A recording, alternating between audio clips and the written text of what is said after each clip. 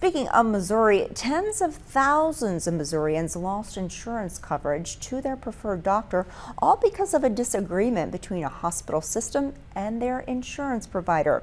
MU Health and Anthem decided not to renew their contract this year. WGEM Missouri Capitol Bureau reporter Hannah Falcon spoke with those affected by this rift.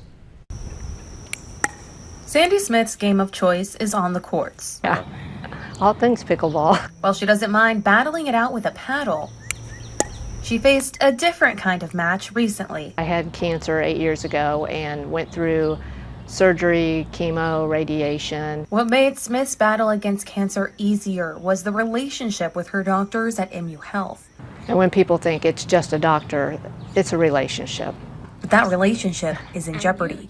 When MU Health and Anthem decided not to renew their contract, Smith became one of 90,000 Missourians to lose coverage with their preferred doctors. It's regular people that ultimately suffer. Those affected showed up in droves to the Missouri Capitol Monday, where state senators called a hearing to work through the issues between MU Health and Anthem. We're doing insurance not only for Central Missouri, this is for the entire state of Missouri. The two could not come to an agreement on how much to raise the coverage rates each year, with MU Health asking for more, citing inflation.